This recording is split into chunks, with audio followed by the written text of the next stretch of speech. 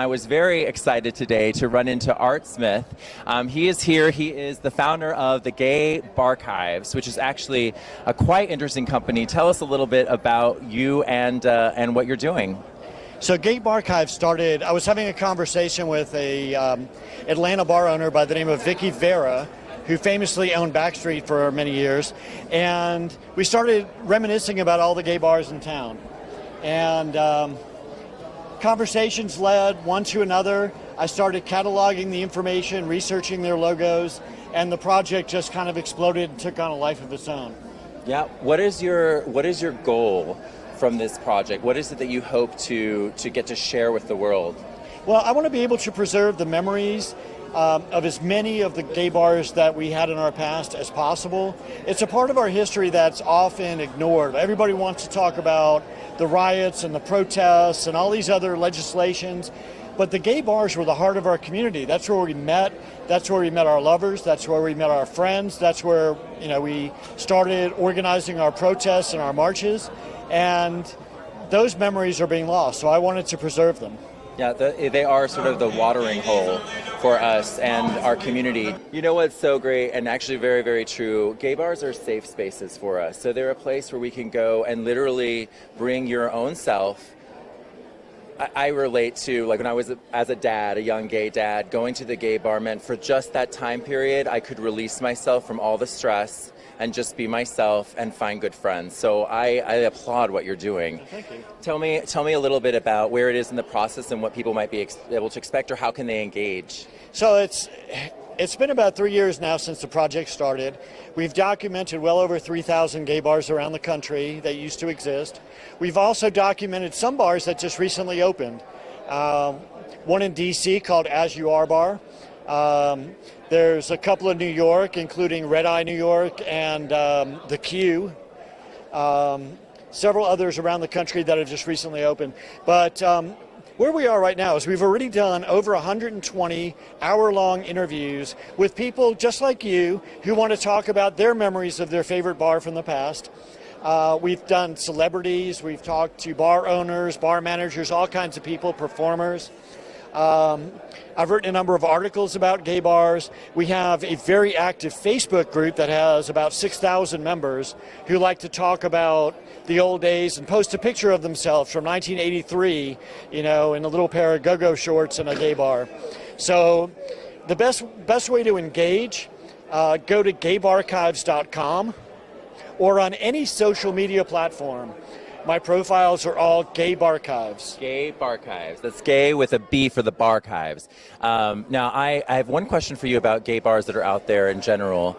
There is, post-COVID, you know, some of our gay bars in Atlanta, for example, have struggled to some degree, and they're trying to kind of find themselves or find their new sense of selves. Any advice you'd give out there to gay bar owners or to the populace who may not be choosing to attend there? Well, there's two things I think, you know, there's a different answer for each side of the equation. So for the bar owners, what I would say is if you look at the ones that are really thriving and succeeding, mostly what's happening is they're becoming more diverse and accepting. Perfect example in Atlanta, the Eagle. The Eagle was always known as a dark, dingy place for big, burly, hairy men in leather harnesses. Now, the new Eagle over in Ansley Square embraces everybody. They have the Sisters of Perpetual Indulgence wandering around at 6 o'clock at night. They have drag shows early in the evening. They have events on Sunday afternoons. Then they have, you know, the typical leather and pup crowd at late night. It's welcoming to everybody, and that's what we're seeing across the country is the bars that really do well are opening up and they're broadening their horizons and not being just, you know, the white male button-down disco dancing guy. Yeah. It's more diverse and more opening. Yeah, and I would encourage you all to think about the spaces. I love that, because what you see is the integration then of lesbian and trans. Where you see all those together, it's kind of a really fun, creative process. And yeah, I'm excited about supporting those bars that are creating that more inclusive space. And we're all body types are welcome too, right? Right, absolutely. And to answer the other part of your question, for the gay community out there, what you need to do is, yes, you can go to dinner at Applebee's with your boyfriend. You can do that. But right now, we're in a very difficult political time in this country. There are people all across the country in dozens of states that are trying to take our rights away again. You are not going to organize a gay pride march or a revolutionary rally or anything at Applebee's. Go to your local gay bar, meet some like-minded people, have a chat about what's happening politically in your area, and take action. And that's going to happen in the gay bars, and they are once again going to be an important part of our gay community. Absolutely, and there are also gay restaurants out there that you can check out. There's always a gay business bureau in your city. I think that if we can spend our money on our own kind, it's a really important way to make sure that we're mobilizing ourselves to protect ourselves and to perpetuate ourselves. So now, speaking of perpetuating ourselves, we are in Florida at a very important time in this country when a lot of people are thinking the gay community is not a unified front. Tell me about why it was important to you to come down here, to show up in Florida, and why others should do the same. Well, you know, first of all, you got to think back to any of the protests and revolutions we've had before. If everybody that was upset about Stonewall just went to New Jersey, there would be no Stonewall. So you got to stand your ground. You got to stay there and show them that, you know, this is something that's important to you. You got to show support for the places that support you. Orlando and especially Disney have always been very supportive of the gay community, and they have gone out on a limb. If there's anybody who's going to be a major ally in Florida, it's Disney. They're going to help defeat DeSantis and any of his negative tactics. But you also have to, there's a lot of small businesses here. If you look at this event right here at GayDays, you're going to see dozens of people who have invested their life savings into creating a business to serve the gay community. And they are not going to survive if everybody says, boycott Florida, let's go to Connecticut, because all these people are going to be out of jobs, and Florida is going to wither away and become like a communist country, and we do not want that. When you think about gay pride, what are you most proud of our people right now?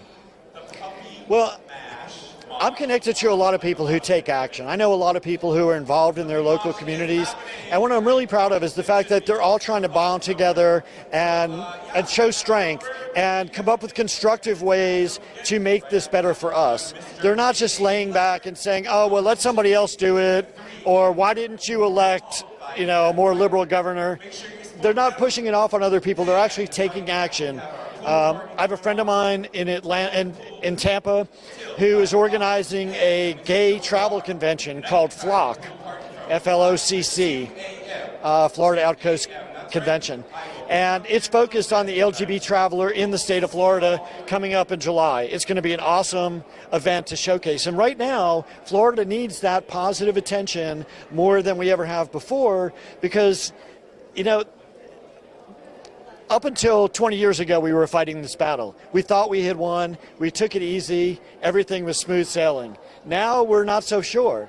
And we need to have those people behind us again and have people, you know, support the community so we can maintain our presence in Florida. Absolutely. And I think as listeners, you need to be aware that there could be worse times ahead, right? They may come after gay marriage. You have to be prepared for this fight to be something that we're going to have to sustain for a long time. So showing up is important. Tell me how people, like, knowing, I already feel so good knowing that there are people in leadership roles in our community that are thinking this way. For the average Joe or Jane out there who wants to put in their support, how can they best connect to the cause? Well, probably the best thing to do is just to connect with somebody larger who's already doing that job. So in Florida, we have, of course, Human Rights Campaign, HRC, who fights for our rights a lot. We also have Equality Florida. Nadine Smith is the head of that, and she does a great job kind of fighting for our rights. And any LGBT travel bureaus around the state. Almost every major city in Florida, whether it's Tampa, Orlando, Miami, Fort Lauderdale, all have a gay visitors bureau, and they're all out there, you know, trying to make things better for the gay traveler. And it really is. Yeah, well, that really is then something that you all can act on if you're listening. You could take the time, figure out which community you're drawn to, which is your passion, where's your heart, and go sign up, because I think that's really astute. The options are there, right? They're already there. Just go into one of those organizations.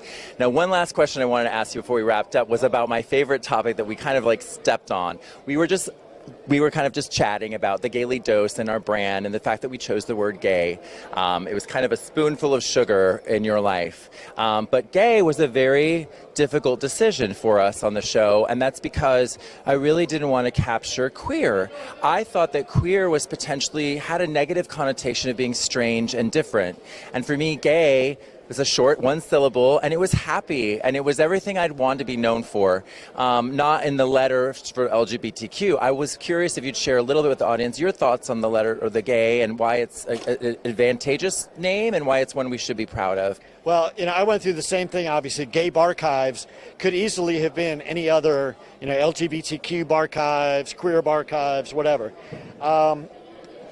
I liked it for the same kind of reason. I like the kind of happy element to it. I'm also a little older. I've been around. My first gay bar experience was in the 70s. So back then, everything was gay. It was the National Gay Task Force. It was the Gay Liberation Front. There was no L, no B, no Q. So that was one of the reasons, because historically, it's been referred to as gay. And you're going to find more history on, for instance, a Google search or in an archival search with the word gay than you are going to find with any letter combination or the word queer. So that was part of it. Another part of it is because in different places, it's different acronyms. So we use in the U.S. mostly LGBT or LGBTQ.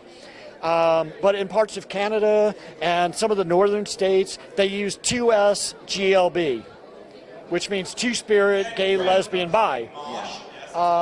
So it's inconsistent, and it makes it more, difficult to follow. And the word queer, like you said, for some of the older gays especially, has negative connotations.